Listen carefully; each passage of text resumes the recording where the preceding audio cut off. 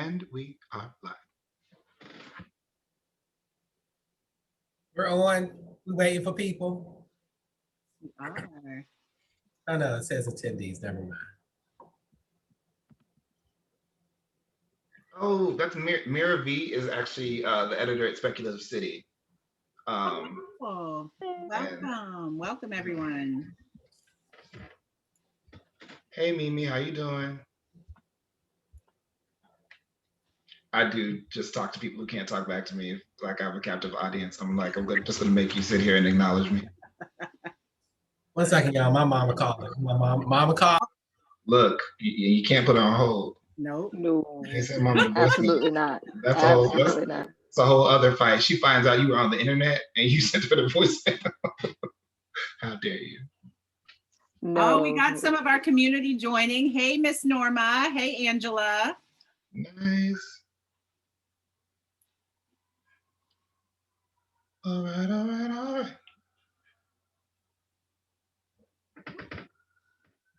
LP, I don't know if I think you have to manage, do people have their hands up? I think they're waving back to us because we're calling them out. We're saying, hey, oh, there goes Cynthia Gomez. Do you know Cynthia Gomez? She's like one of my favorite people.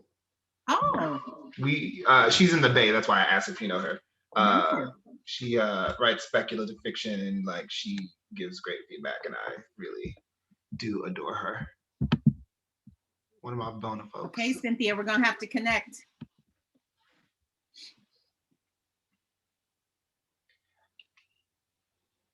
How are y'all doing today? Have y'all enjoyed your Friday? Are you done with work and just like, child, let's just lay back? I am. I actually was off today. We had at work they were like, hey, it's the Friday before Easter, do your thing, whether or not you celebrate, you earned a day off, so hey, I'll take a day off where I could get it. I was happy. Absolutely. I work through weekends and today was a lot of things. And then the child, y'all, the child decided today was the time to practice his artistic graffiti style.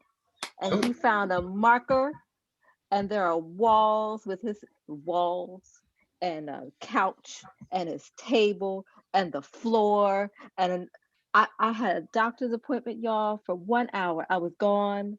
My husband had him, and I discovered how much he had him when I came up. How little he had him. And everywhere. I had to put myself to take a nap afterwards.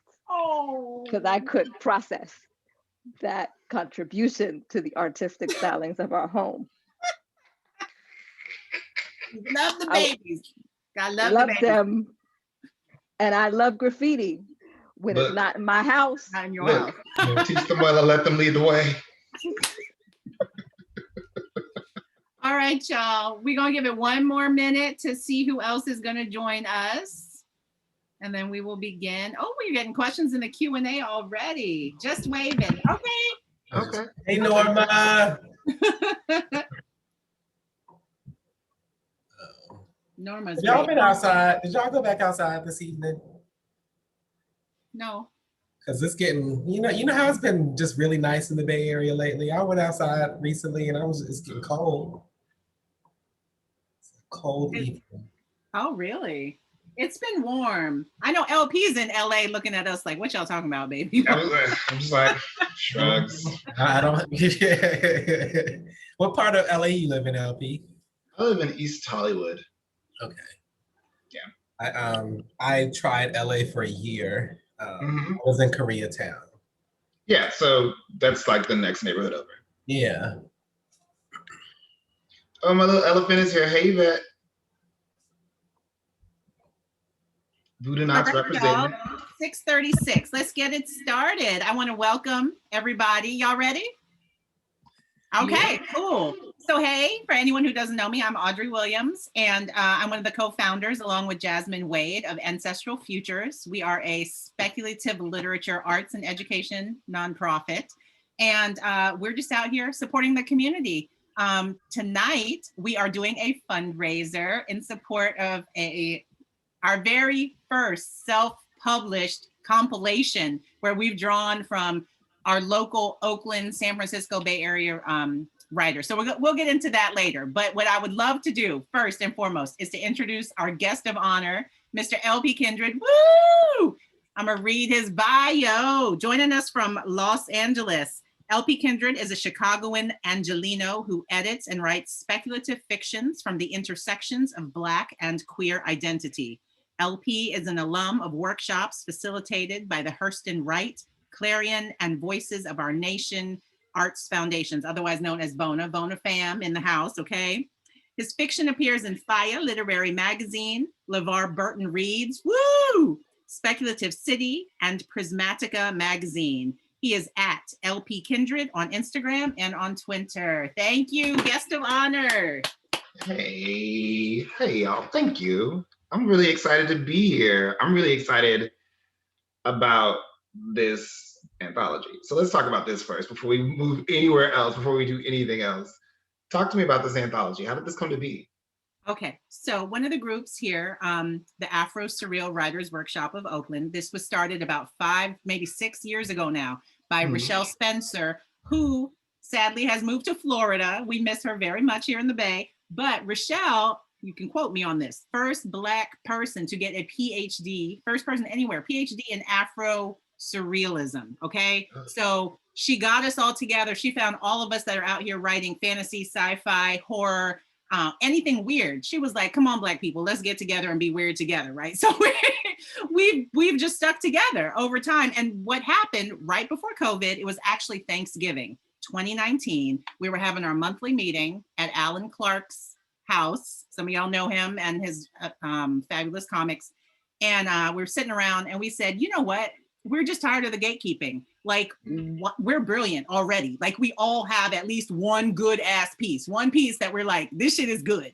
And so we all agreed to send that one piece, and we would do a mini anthology, and it would be sort of like our calling card. Like, you know what? Like, yes, Wakanda's great, but we've been here. Okay, we've been doing this way before anybody thought about making Black Panther into a movie. And we just wanted to let the world know we're here. There's a whole cadre of us. Please, like, let's just stand up and show what we've done and what we're capable of doing. So sorry, that was a long way around, but that's where it came from. That was the story. That's it. So about the anthology itself, how many stories are in it? Are you excited? Tell me some things.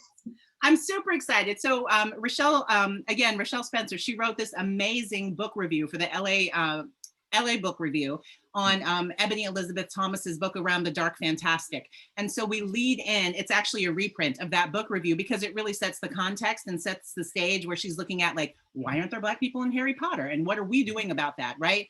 So that is the intro to the anthology. After that, we have 2 reprint short stories that, strangely, we didn't plan this. They're both dealing with sort of vampires and blood and immortals. We also have 2 original pieces, which again deal, Raina's one of them has another immortal story. So we have 2 reprint short stories, 2 original short stories.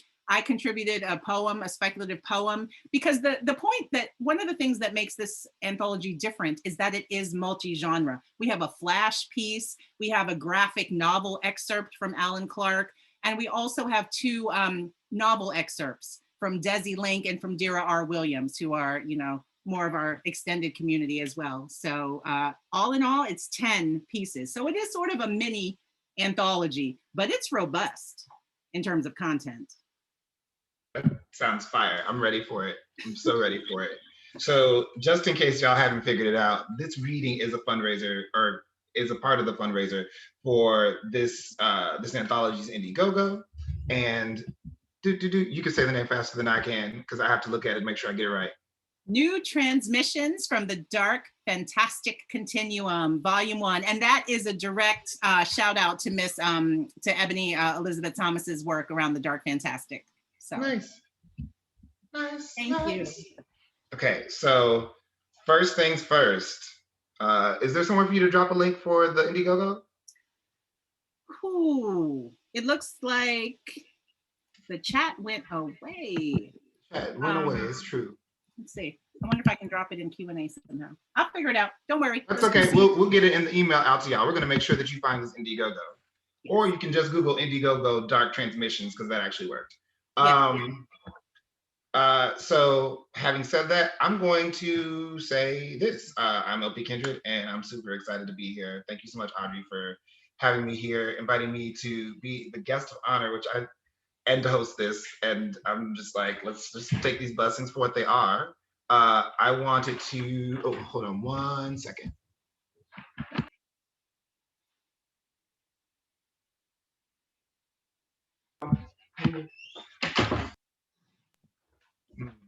With roommates. Okay, so I just wanted to take a second and say thank you to Dr. Raina J. Leon for being here and Trey Keeve for being here, because I had the opportunity to ingest a little bit of your work, and I'm super excited to ingest some more.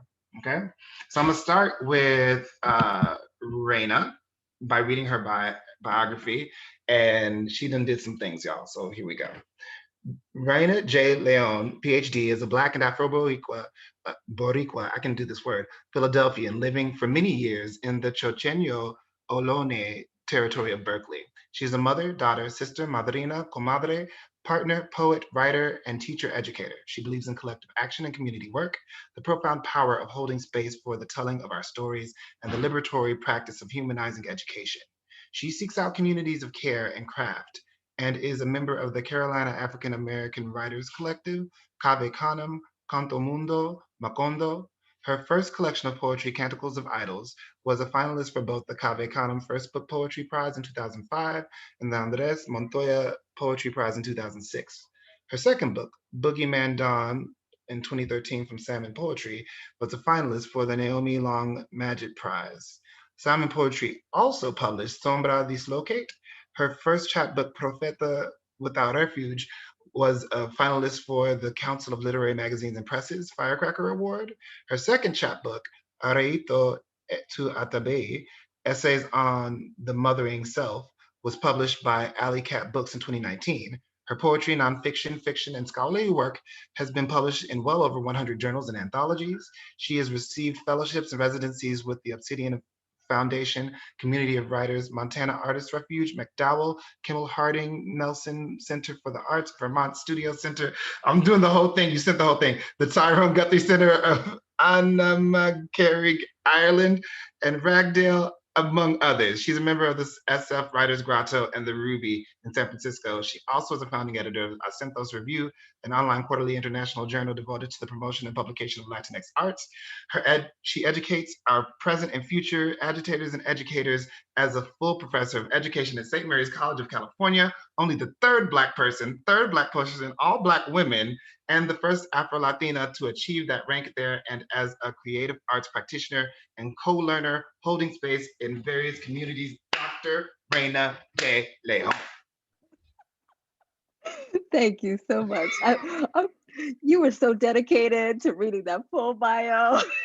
I mean, I really appreciate it. And from now on, I'm also going to send a shorter bio and then the thing that goes in the anthology. I'm like, there's a Black woman with a long bio, so we're going to read the whole thing and put all the respect on her name. That's true. That is true. I'm going to sit and delight in that truth. Thank you. You did all that stuff. I all did. That tea. I did. I'm going, okay. Look. So I want to ask you, what are some of the pieces that affect the work that you're doing now?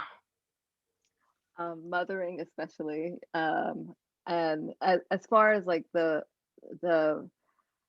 text of life or the text that I read, that's my response question to you. Let me do the latter and then the former. Okay, so the text of that I read, I'm always former latter. Yes. The text that I read.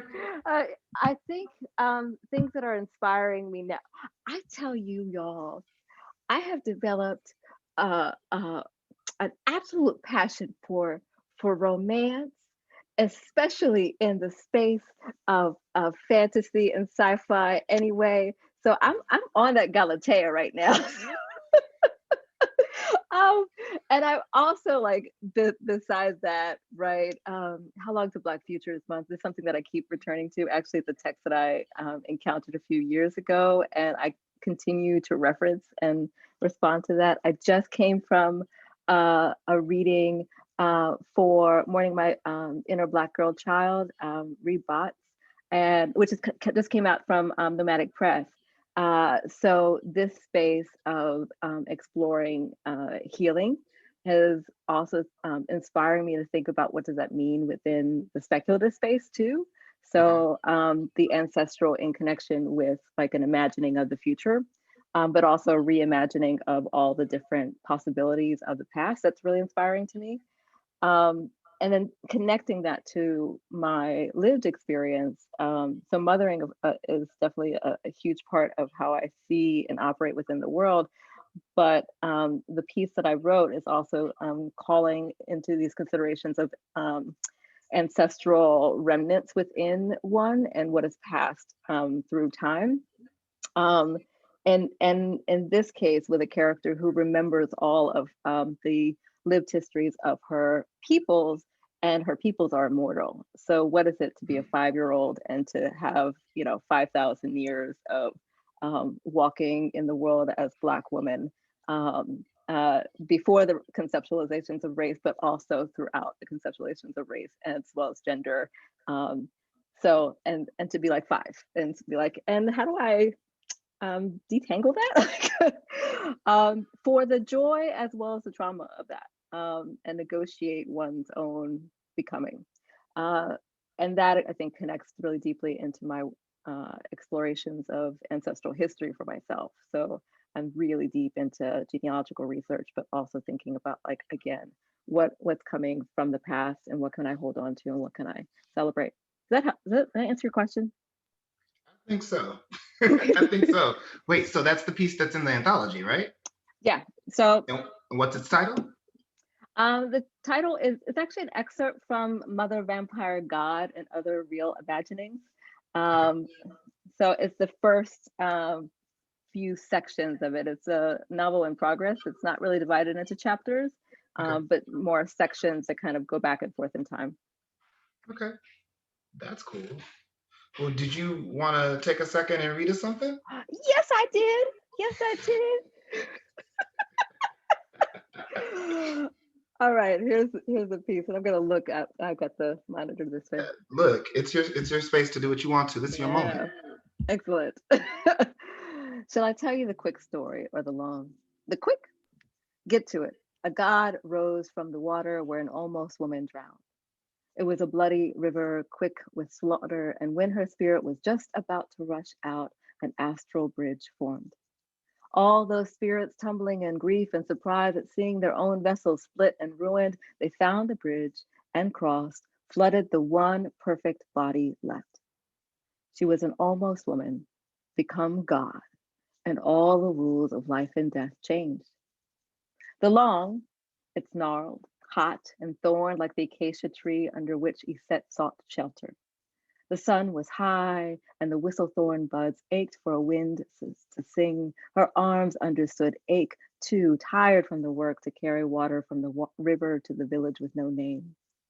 She belonged to the sweet death, a tribe of women devoted to the last days of warriors, those who sought an end that would not be by point or pummel.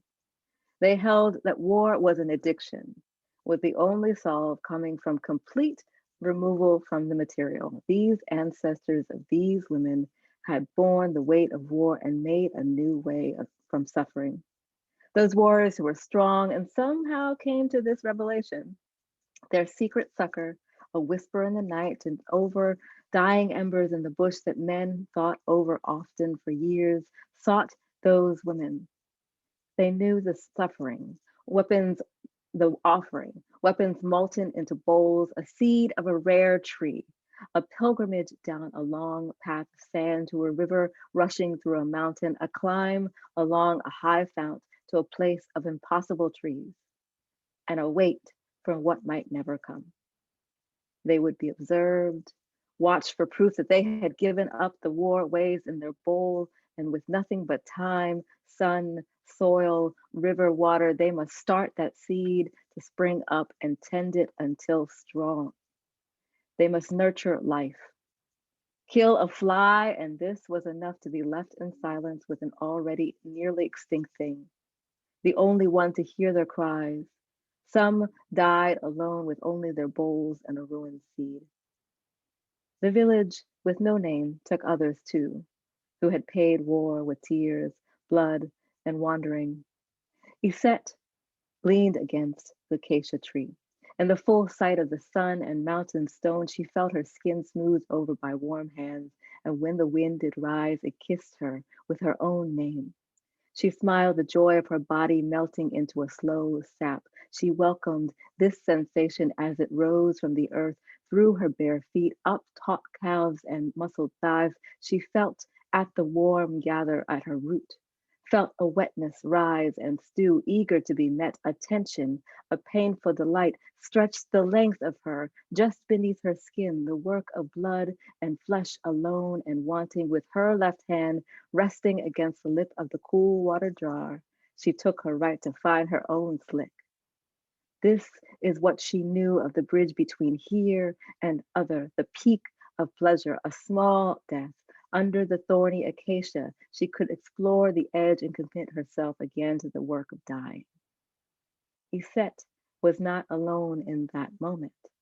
A warrior had come with a bowl, only one, but when he saw her, perfect in her own pleasure, a desire to take, conquer, own, rose up in him again. It itched his scars. He felt a thrill he had not known for a long time, worn of the battle and always winning. He was bored until this new want, gluttony mixed with lust.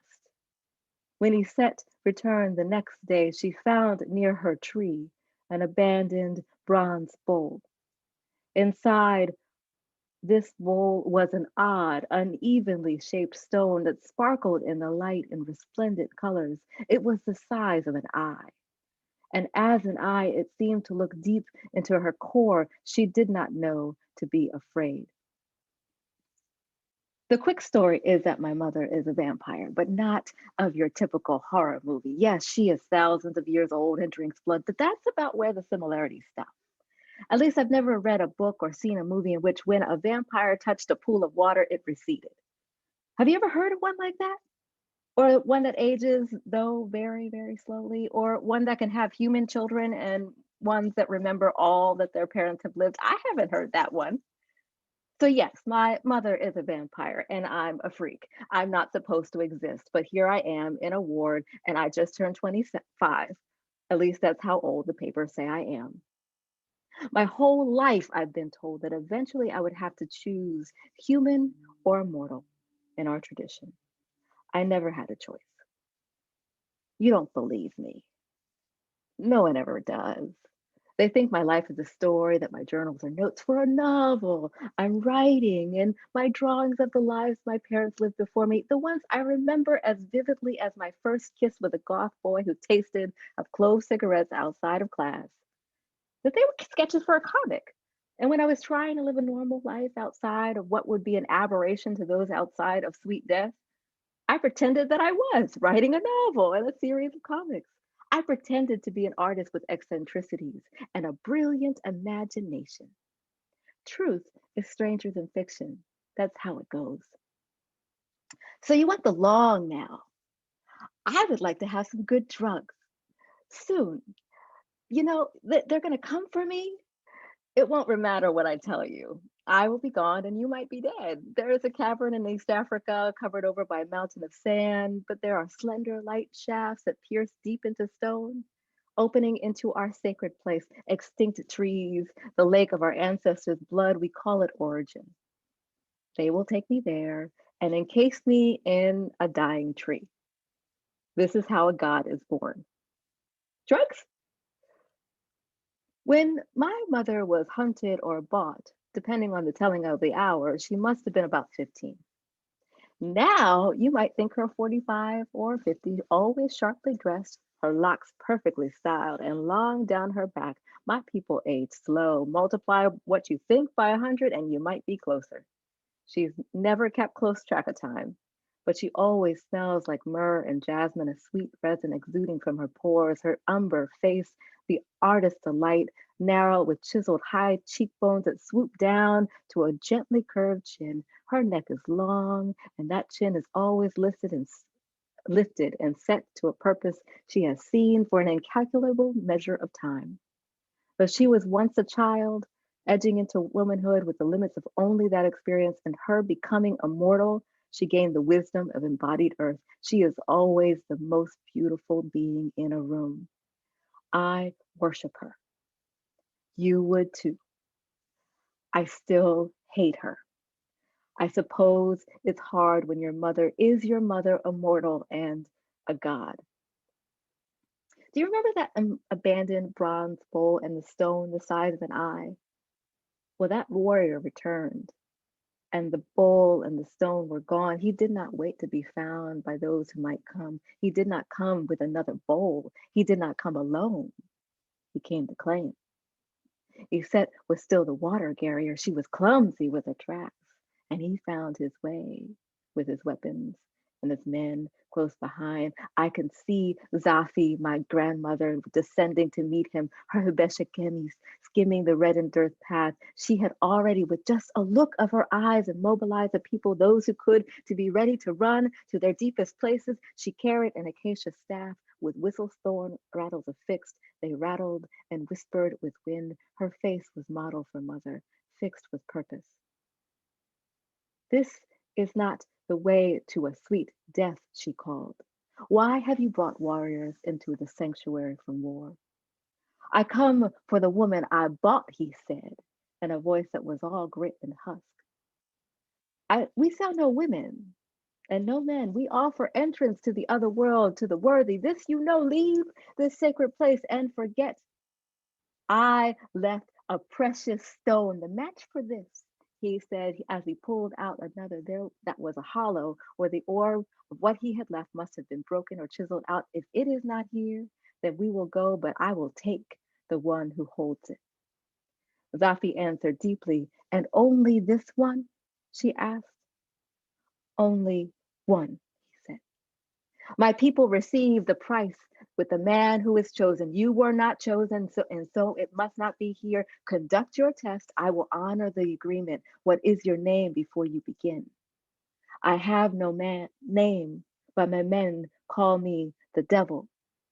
It is a fair name. With a shiver, Zafi said, I have met the devil. Though at a different times, his hands were axes, his teeth were swords, and he offered no mercy, killing for the blood of it. He devoured souls, and it is said the bodies of those who disobeyed. I am not the same, and I am the same. He laughed. She said, the test, and the devil held up the stone. And I'll stop there. Thank you. The games you're playing with my spirit right now. I don't under like. Where did this? Hold on, I just have to think about this for a second. It's a precious moment when like the speaker of us all, the holder of the space is like, I think I need a moment. I just do, and it is what it is. You know, where did the seed for this story come from? This novel, this excerpt.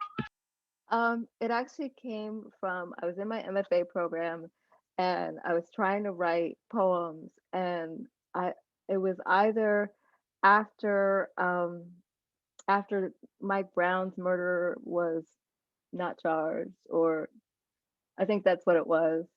And it was just, you know, this is a series of Black death where there is no justice and there is no remedy.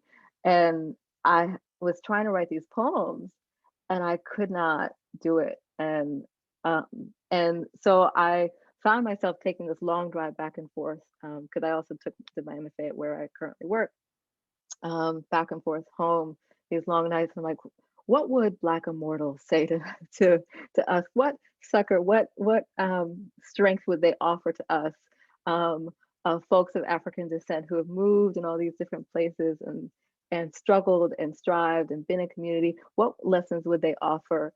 And then I started creating these immortals and thinking about their worlds and how old and would they age. And I even had my husband, who's a computer scientist, do this whole like computer program to calculate the population based on how they would extend and build their communities over time. It was like this whole algorithm.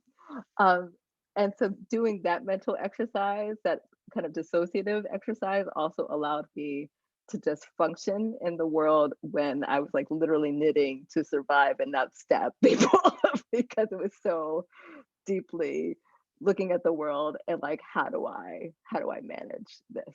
So Yeah, okay, I no, the mean, world. if you didn't manage it, then you definitely made something better than managing it. So I appreciate that. Thank you. Thank you.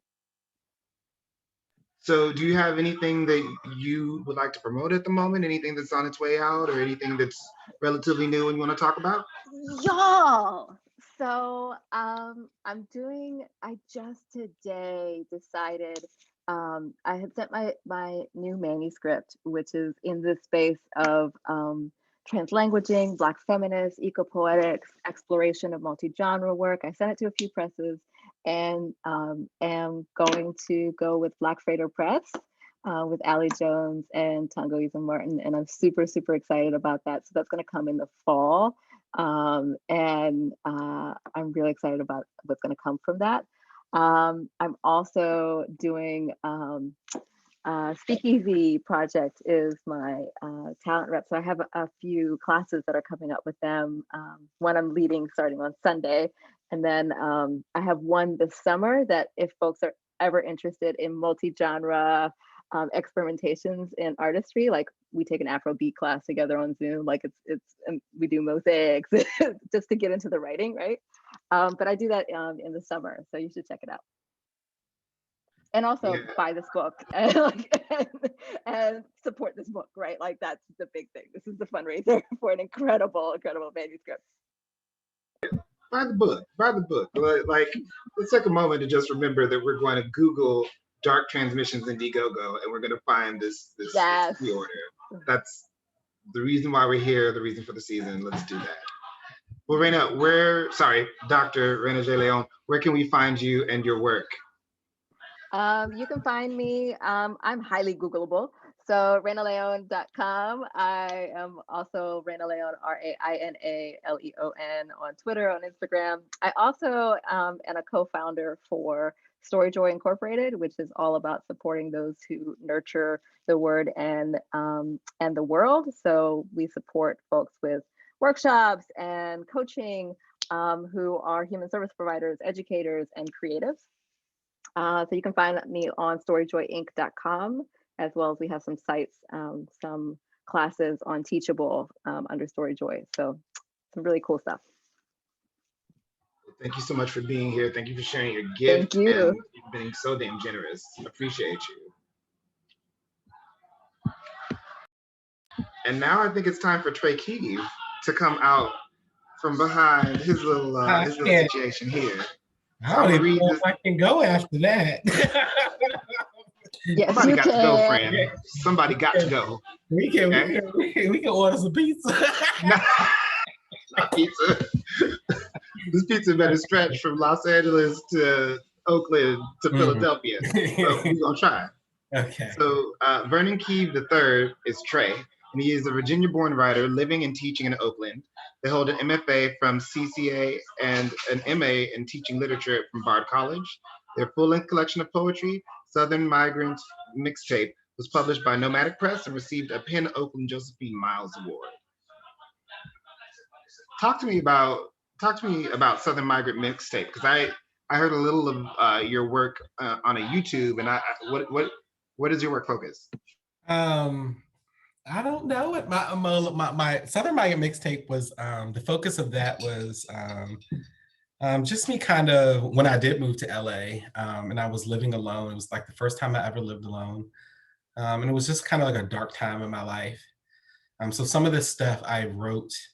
And this and that I wrote like during that dark time because I needed a therapist and I couldn't afford one. And then another part of it was just me analyzing kind of like I thought leaving Virginia and coming to California was going to be some type of escape that it really wasn't. So just like also articulating that journey and how like, you know, racism doesn't end just because you leave the South. And it's poetry, but you know, I think now I'm just kind of acknowledging that I'm just a writer, just like Raina. I'm just like, I just write it all. You can't constrain me to a genre. You know, in undergrad, I was writing a whole bunch of kind of like the stuff you're going to hear tonight. And then when I got to my MFA program, it was just kind of like poetry. Like everybody wanted me to write poetry. And like Ishmael Reed was one of my teachers and mentors. So it was just like, I'm going to listen to this man. And that's how Southern Migrant Mixtape pretty much came to be. So what are three pieces that you've read that influence the way that you write or what you write? I'm gonna speak to the writers who influenced me to write like surrealist fiction tonight. Because Are you cheating? Are you cheating? I have to, because like I told you earlier, I was just like constraining this to 3 is like really blowing me right now. It was stressing me out. So I had to like think about like, okay, well, who are the 3 writers that got me to kind of like write speculative fiction? And that is Pauline Hawkins of One Blood. She wrote this story called Of One Blood, and I feel like she is like one of the first Afrofuturist writers. And that came out in parts in like a magazine in like the 1920s. And then Charles Chestnut, The Conjure Woman, and other conjure tales, because he was an early on, you know, Black kind of, right? Black sci-fi horror like writer that needs to be talked about more. And of course, I can't get off of this without speaking on Beloved and Toni Morrison, because she like just like let me know like there's no ends to the possibilities of writing stories like that. And I also just have to plug The Lottery by Shirley Jackson, because I would not be writing surrealist fiction if it wasn't for like reading that in 5th grade.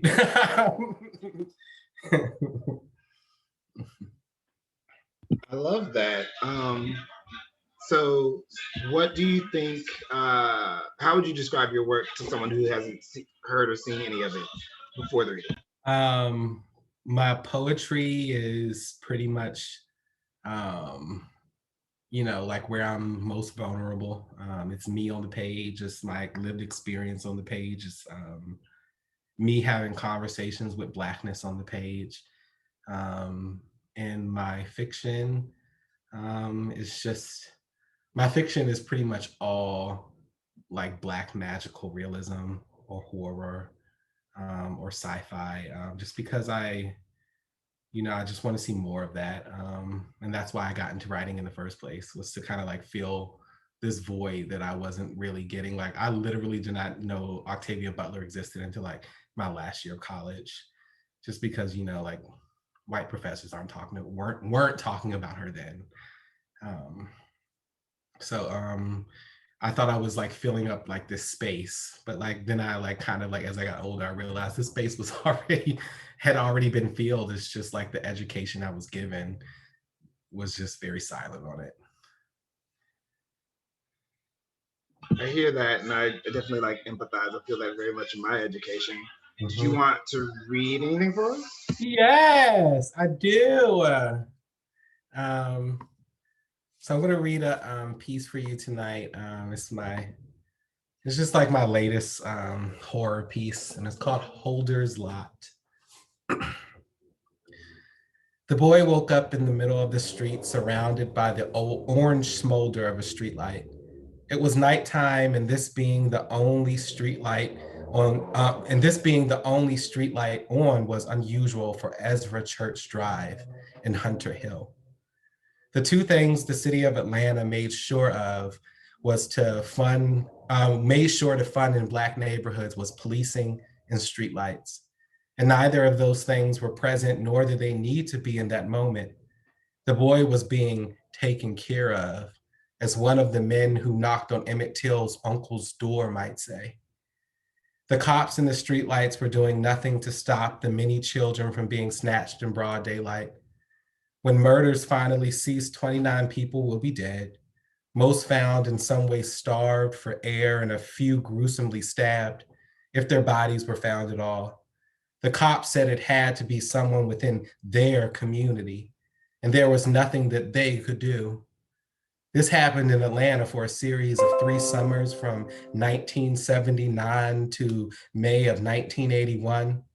3 summers and falls and winters and springs that strung them together like a temporary stitch on the bloodstained American tapestry. And this boy surrounded by darkness and is just a number next to a name in a ledger. And this ledger belongs to John Holder. John Holder was a plantation owner, therefore the owner of many bodies. He didn't finish his grand plantation until 1867, 4 years after the Emancipation Proclamation was signed, and 2 years after the Civil War had ended. Therefore, his slaves were long overdue for freedom. But Holder kept his slaves on his plantation through fear of meeting death himself, had watchtowers built at all 4 corners to watch the enslaved day and night, and anyone who ran or even looked like they were running was shot. The overseers wouldn't shoot them to kill them. They'd shoot them so they bleed out and suffer. Sometimes they would wail into the air like a bird grounded with a broken wing until death took them like a serpent slithering through the brush. The enslaved were forced to listen while they worked. That way those with any ideas of running away could have those desires extinguished by the pleas of a man begging for death to end his pain. The boy who woke up on the cracked asphalt under the streetlight and who had the urge to run into the darkness has a name, but he could also be one of the many names. And he does not know that he is dreaming, nor does he know if this moment is real. The only real thing to him is the fear that he can feel in his flesh, the same fear that he has felt in his flesh when he had seen white police officers or a truck with a Confederate flag on it. He knows that he fell asleep in his bedroom in his house not far from where he was standing now, in front of the empty lot where he used to play with his friends, when they were allowed to play before the murder started. Some of those kids he will never see again, and his mother was too afraid to let him attend the last of the funerals, even the funeral of his best friend, believing the killer could have been anyone, even someone crying in the pews of the church. These days, he was forced to sit inside watching reruns of the Jeffersons and rereading Spider-Man comics. One day, he went out into his yard and put a few caterpillars in jars with milkweed. But they flew away last summer, and he didn't have any motivation to go into the yard and do it again this summer. Put living creatures into a jar, even if it was just until they grew wings. The lot looked bigger in the darkness, and the shadows that the quick grass and dandelion weeds made on the asphalt looked like claws, no daggers coming for him. Something in his chest was pounding, but it could have been his heart. It could not have been his heart, because his heart was in his body, and what was happening to him was not reason of the body. Just when he felt that he was going to scream because at one point, even the circle of streetlight in that vast sea of urban darkness began to feel like a prison. He thought that maybe the darkness was where he was supposed to be, and maybe he would be safe out of sight. And just as his foot stepped out of the light, the wailing began, coming from behind him from all directions. Little did this boy know that this was the wailing of someone who tried to run away from Holder Plantation. The screams of the man once dying, now long dead. The boy only knew that it was a sound coming from behind him and that it sounded ominous, so he ran into the darkness. John Holder started going mad during the Civil War, especially when he knew the South was going to lose. His plantation was young, built in the 1850s, and still not finished when Lee surrendered to Grant. And now it looked as if the central government was telling him to give it all away. Replace your slave labor with this relief check. He was going mad from feeling like his self-made power was being taken away from him. And he was literally going mad from something inside of him that had yet to even be given a name by the science of his time. Or maybe it was just greed that maddened him. His own wife ran off in the night with their children and even begged the cook to take her daughter with them, saying, "She will never be safe here. Do you understand? Do you get what I'm saying?" And promised to get the cook's daughter up to Toronto to an all-girls school. Mrs. Holden never told anyone what she saw in that house. She just left. She just left in the veil of night. After the Mrs. left, no one was allowed in the big house, only Master Holder. And it was when he took the children, all of the enslaved children who were too young to work in the fields, when the enslaved parents chose to fight back. As the boy ran down Ezra Church Drive, he was looking into the windows of all the houses that lined the street, and they were all void, darker than they had ever been, lifeless. On any particular night before the murders, if he had snuck out with his friends, he would know and feel that these darkened windows were just thin glass panes separating sleeping ears from any pleas for help. But he knew in this place that only looked like his home, a colder version of his home, that he was alone. Alone with the wailing sound that came from everywhere. He saw a streetlight in front of him and ran towards it, looking in all directions, eyes finally landing back on the same empty plot of land from before. The same empty lot that he had just run from. He panted, and during one of his long inhales held his breath as a cloud moved from the moon and shone light on the tall grass. And in the grass, the boy noticed a brick foundation that was not there before. Had never been there before, at least in his lifetime. And from the grass came the wailing. Not from the grass itself, but from behind the grass on one of the corners of the house. The grass rustled as a hand parted and emerged from behind it, a black and bloodied hand attached to a black body with checkerboard skin as if it had been whipped all over, and broken and balled into a space where a cornerstone should have been, a human cornerstone, wailing from the weight of the bricks that seemed to be appearing from the ether on top of him. The boy was too terrified to move. As he listened to the harmony, the three other cornerstones created with the one that had his attention, and the house continued to emerge, brick by brick. 4 enslaved men knew what they had to do. They had to be the sacrifices. They had to run to all 4 corners of the plantation. They had to distract the overseers and the guard towers. They had to get shot while the 7 parents of the 5 stolen children made it to the big house.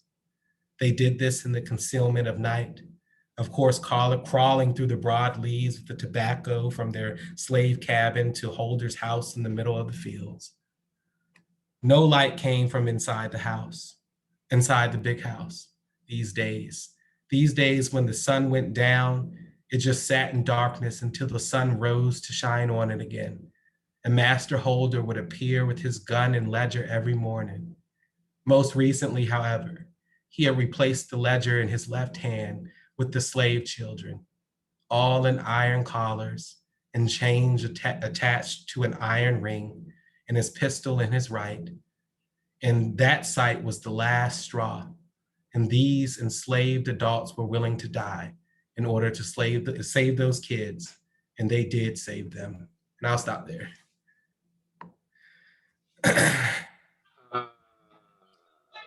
Okay.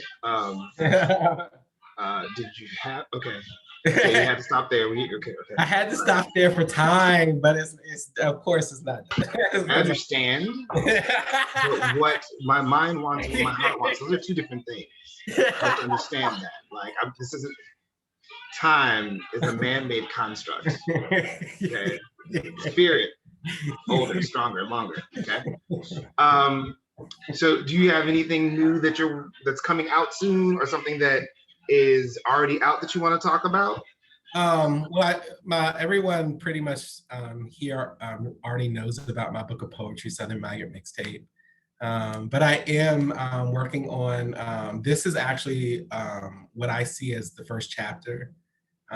in like this novel that I'm writing for this. It's called Holder's Lot, but it's generational. So by the end of it, when this young man is, you know, fighting this specter slave master, it's going to end up kind of like a Goonie situation, like with like, but it's going to be intergenerational because he's getting help from like all of these generations of Black people who who have dealt with Holder throughout the generations. So like his mother jumps in, then like, you know, like another young woman in the neighborhood who hears him talking to his mother jumps in. And then they're like, they get another elder who has dealt with Holder in the past. And then they go and kind of hopefully kick Holder's butt, and send him away so he doesn't come back anymore. And then I'm also working on like something. It's pretty much it's fiction, because I'm adding fiction elements to it, but a lot of it is nonfiction. And it's just like pretty much me dealing with my father's death. But the fiction part of this narrative is that I pretty much find out after my father has died, that pretty much after my father has passed away, like I get confronted with his secret male gay lover. And you know, this is shocking coming from someone who had a homophobic father. So it's like me kind of exploring like what I never got to, I feel like, you know, I never got to see my father be vulnerable, and I'm a gay man. So I can only imagine, I can only like place him in spaces where I have felt vulnerable. So like, it's kind of me just imagining what my father would have looked like vulnerable, and what he would have looked like as in a safe space. Because I feel like in my whole life, I never got to see that. I don't think anyone in my immediate family has gotten to see that, unfortunately. So it's just, I'm working on those two things right now.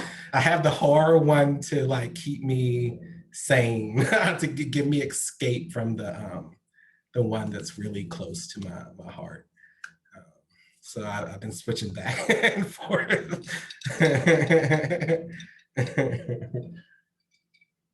A slow blink for me. Okay. Yeah. I'm very much looking forward to the completion of either of these works, because I would like to have them in my hands to read, to cry into, to rage at. I want to throw it across the room so I can walk across the room and pick it up. You know what I'm saying? So I don't want to rush you, but Godspeed. Okay. Thank you. Where can we find you? I have the rights to a website, but I don't like the domain, but I haven't used it. So like, I was looking for you. I'm not gonna tell you a website, but you can always find me on Twitter, on Facebook. You know, I'm very open. You know, you can find me on social media, and just tell me who you are, and I will respond. You know, I don't turn people away usually.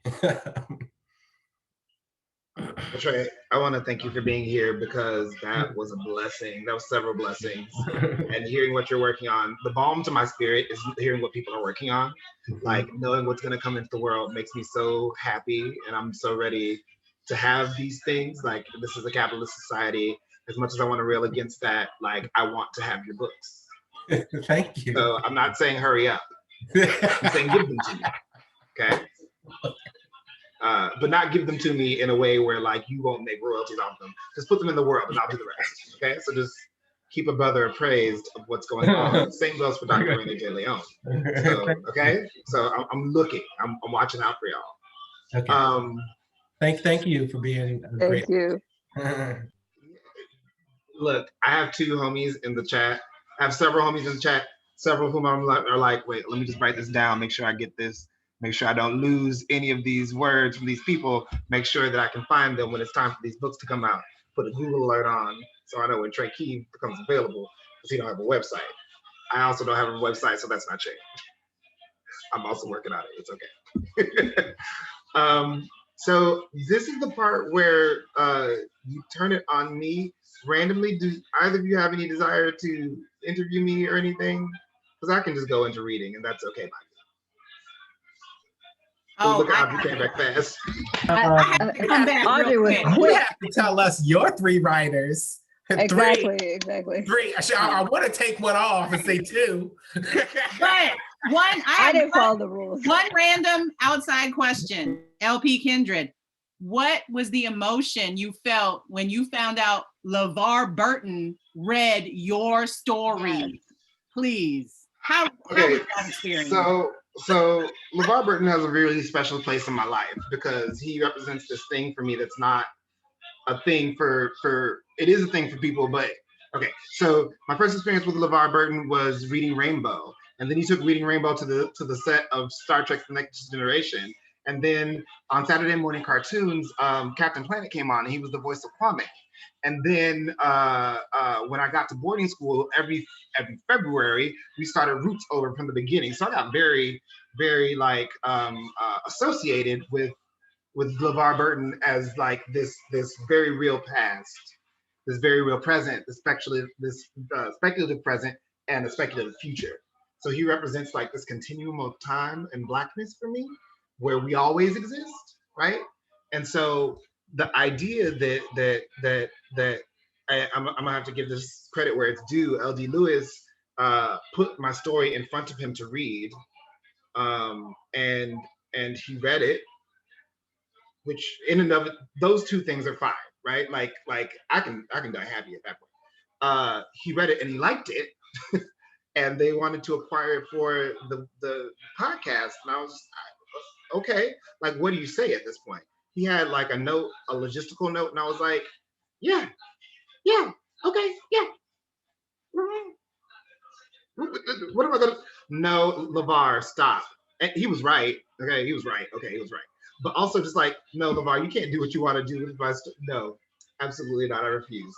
No, and it was this amazing thing. And so this is a podcast that has like Amala Mokhtar and N.K. Jemisin and Toni Morrison. Like this has people who are in our field, just luminaries in literary spaces and speculative spaces. People who do magic with prose.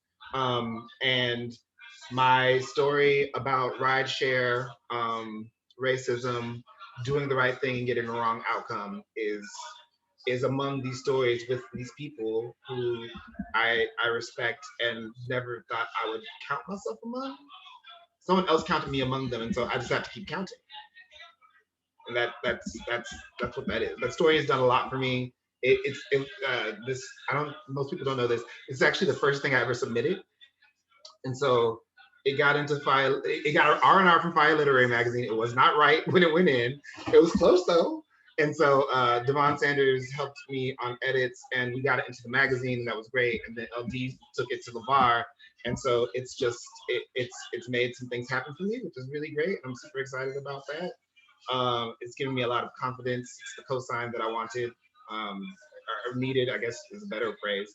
And that's what LeVar Burton, decided to come in and just swoop in and fairy godfather some things, And did he acquired the thing, he read the hell out of it, he paid me, we had a quick DM exchange, and then like that, as far as he's concerned, that's it. But like all this other stuff is happening in and around and for me, and I'm just like, you okay, that's fine. You don't have to take credit for any of that.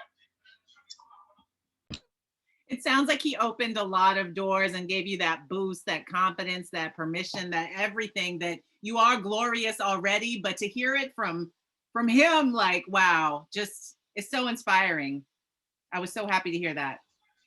As a writer, you get the idea that maybe your stuff can touch people, and so to have that kind of range as far as who can experience your work and then be touched by your work so early on in my publishing career, it was pretty transformative. Beautiful.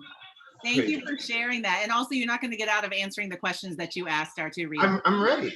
Okay, good. I'm ready. Okay, so Marvel Comics is a huge thing for me. 5? That's 5? That's 3. What are you doing? 3. Raina's trying to get extra ones, but that's fine. So a big thing for me is Marvel comic books. I got through science up through 6th grade because of Marvel Comics. Thank you so much. Y'all have done some great things for me. N.K. Jemisin is someone whose work I ran across about 5 years ago. That like I didn't know that anything could be that black and that speculative. I didn't know that anything could be that real. I didn't know that anything could hurt that much. I didn't know that I could cry from such a personal place while reading a book. I cried before reading books, but I never cried black while reading a book, and I don't know how to say that any other way, right? Um, and it was wholly speculative, and it was wholly plausible, and it felt like it was to us and for us at the same time. So yeah, that. And I'm a really big fan of Kai Shanti Wilson. I'm a really big fan of Kai Shanti Wilson. His sci fantasy, it's so black, it's so gay, and it's so real. The range of blackness that he puts into a story, into a novella, is just like, because there are French Negroes and there are American Negroes and there are Southern ones and Northern ones and California ones with a California accent from like Los Angeles, which is different from the San Francisco black accent. Like you just get a whole bunch of different kinds of black people in this one space. And it was like, and you put them in this book and they don't feel superfluous.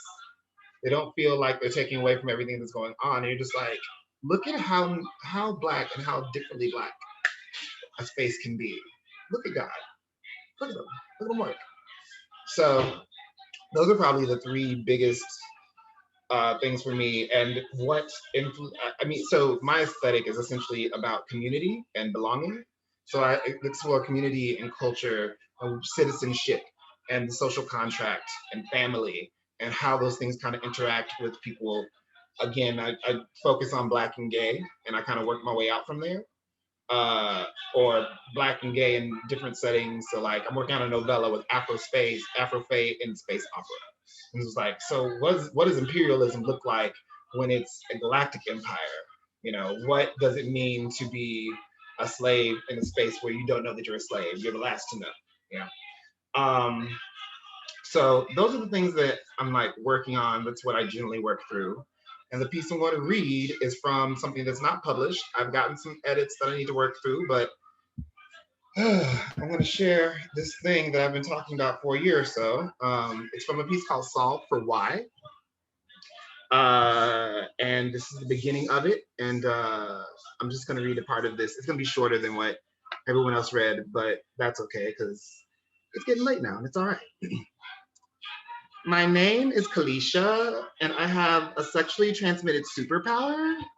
Her vowels stretch and her words lift at the end, so everything sounds like a question. Brown skinned with high cheekbones, Kalisha's totally that girl who grew up with everyone telling her how handsome she was. Her smile looks like it's more practiced than authentic, just like her overworked and underglued wig. Hi, Kalisha, the people in the room say. I do not. She looks down for dramatic effect, like an actor getting into character. I had sex yesterday, or I tried to. I just wanted to feel something, to be held, she says. Her voice quivers. I know it's not real. And we got down to it, like we got into it, and I cried. She fans her face while breathing rapidly, pretending to calm herself. The deacon said he loved me. Mama and daddy kicked me out. My first real boyfriend put hands on me, she says. I wanted to be unhurtable, unhittable, unbreakable, she says. I didn't think sleeping with zero would do that for me, make me impervious, but it did, and I am. Nothing can hurt me. And the trade-off is nothing can touch me, or it feels like nothing. Kalisha is the villain of my story.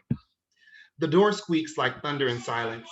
Ginger two-strand twists hang from a head of golden skin, leaning into the room. His deep brown eyes roam the space, and I follow his gaze to the painted cinder block, from single-pane windows to the motivational poster with a cat hanging from a tree branch. Kalisha's salivating over this clown. I'm rolling my eyes so far back they cramp. May I help you, young man? Sheldon asks, smoothing the wrinkles in his blue button-down. He can't iron the worry out of his forehead or the pain from his big hazel eyes. The stranger slinks in and closes the door behind him. Narcotics Anonymous ended an hour ago and AA is down the hall. Redbone surveys the room and again before his Redbone surveys the room again before his gaze lands on me. His face lifts before he addresses all of us. He flips his head so his hair can't obstruct his view, unshoulders his backpack before saying, "My name is Mikael, and I got a power from having sex." Confuzzled glances and collective grumbles bounce off the hard surfaces of the room. Sheldon says, "Welcome, welcome." That's it. That's all Sheldon gets out of his mouth before the one-woman moose stampede, one tittyful Kalisha races toward him with arms positioned like a velociraptor, pushing her boobs up. And is this even possible? Farther forward, she hug tackles the newcomer. He mules about 3 times before Kalisha figures out he's in pain. She lets go and breaks into tears. The other variables swarm to console her.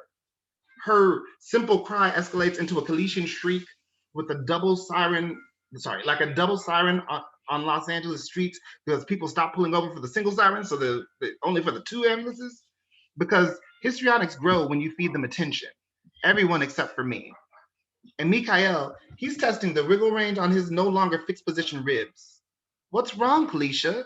Vreeland asks. Sheldon glares at them. Vreeland, not Bree and Kalisha.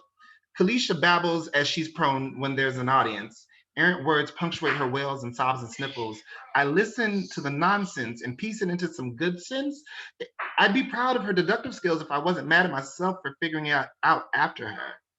Pinkies in mouth, I blow. The room fills with quiet as my wolf whistle ends. She says he's a new variable. First in 18 months. My words blanket the room like volcanic ash at Pompeii, and the room is just as still. Some faces are aghast, some features blank stares. Resentful looks pass between Abel and Sorrow. I sigh, those two are ridiculous. 1.5 years with no new faces, I say. If folks were surprised before, their eyebrows are scraping the ceilings at this point. Patient zero is on the move again. "Oronde, are you sure?" Sheldon asks. "Ask him," I say. Sheldon turns to our visitor, spine stiffening. "Did Jerica send you?" "Yeah," Mikael says. I taste slow roasted venison with stewed prunes. Anxiety. "She did." I'm gonna stop there. Oh, you're so mean. Oh, you're so mean. I'm working on it. I'll let you know when it comes out. Better be tomorrow. Right. Right. Now I really gotta go Dirty. order a pizza and eat it by myself. Not a pizza to eat by yourself. Yes, a pizza to eat by yourself. I mean, yeah. So that's one of the guys I'm working on. I'm just working on some things, getting some short fiction in the world. But yeah, that's the thing. Thank you all so much. Thank you, LP Kindred, for hosting. Thank you, Trey Keeve. Yes. Thank you, Dr. Raina Leone, who is, what time is it? 10:39 p.m. for you and your babies and your husband. Thank you all. I feel like we need to do this again. Reminder, this was the kickoff, okay? The kickoff to launch the fundraiser to get our work, our Oakland-based Black spec writers out into the world. This is just the beginning, y'all. This was reading number 1. The launch. We would love let's just go over this fundraiser one more time. Yes.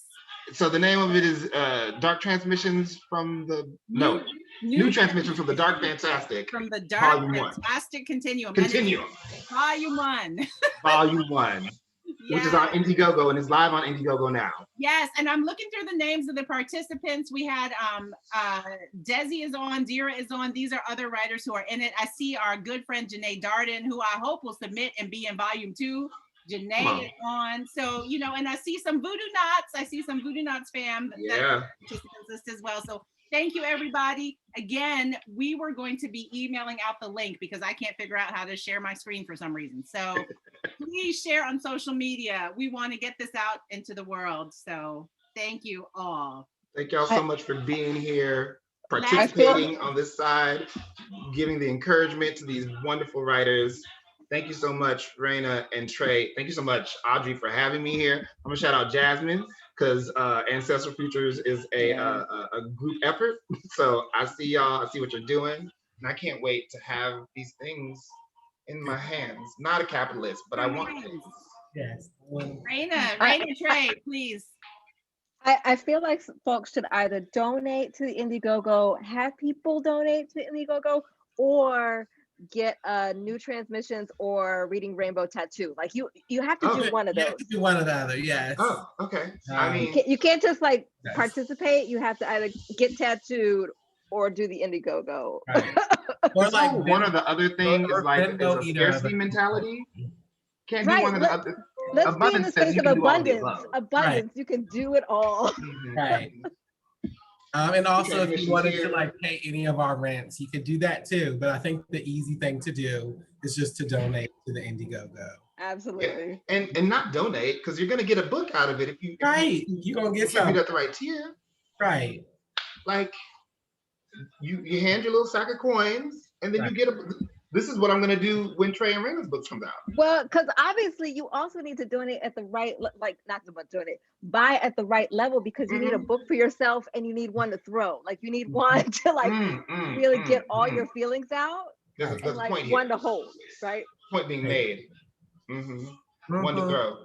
I might have to throw one at one of my friends. You know what I'm saying? And then I love you. And then I'll have like one, like I'm reading this book, I'm mad about this book, I throw it, but they're not gonna give it back to me. So I maybe need 3. Exactly. You need 3. You need 3. Okay. Because you need one to loan out as well. Because that's not coming back. So that brings us to 4. Well, you need 4 because you got to have one for the baby. So like it's actually 5. It's 5 books. Okay. Are there tiers? Like, is there a 5 tier? Do you see what we're doing? I kind of feel like we also need to throw in like, the Bay Area is getting those little like mini libraries on street corners now. So you may need to buy 5. There should be a tier there to just donate one to one of the because if you're about community, neighborhood libraries. We are about community. Yep. If you're about community, you contribute to your little library. Right. So or donate to a school, Right. We're at 6 now. Like we're at 6 now. So now we're at everyone ordering 10 copies of the book. And I think it's the right thing to do. It just is. So y'all go ahead. Again, Google Indiegogo, New Transmissions, Dark Fantastic, and it'll show up, right? It'll show up. And you get your books. I need to do a quick shout out of what I'm doing next, because this is a thing, and my girls are in the chat. Shout out Shingai and Yvette. So last summer was our first year doing Voodoo Knots. This summer is our second year doing the Voodoo Knots summer workshop. We finally are in the place where we can start making some decisions about when it's going to be, but it's coming this summer. Voodoo Knots summer workshop is an Afrofuturist education and empowerment workshop. We do craft. We talk about writing life. It's 2 days. It's intense. We run it ourselves. It's free for Black folks. You just have to submit and apply, and then we will run ourselves ragged teaching you the things. And when we do, and new things, all new workshops from last year, right? And then you get to join the Voodoo Knots community, which is 18 strong at this point, and then it'll be 36 strong. And like, we're about that community life, that sharing opportunities life. We're working on, I'm gonna announce this, girls, I'm sorry if you didn't want this. We're doing an anthology that is based mostly on participants' work, but there are a couple of solicitations that we've done.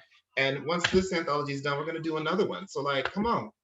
I mean, people who couldn't do it this time were like, but I got you next time. I was like, I'm not forgetting this though, right? I know your names and I know your emails. You're gonna come and do this anthology with us. So, anthology, Ancestral Futures. We have the New Transmissions to the Dark Fantastic Continuum Volume 1. Fantastic Continuum, yes. Boom. Thank you all. We're at 7:45, so that's a wrap, y'all. Okay. Thanks Love again. Have a Thanks, great folks. evening. thank you. Bye, y'all. Bye, everyone. Thanks for joining. Goodbye.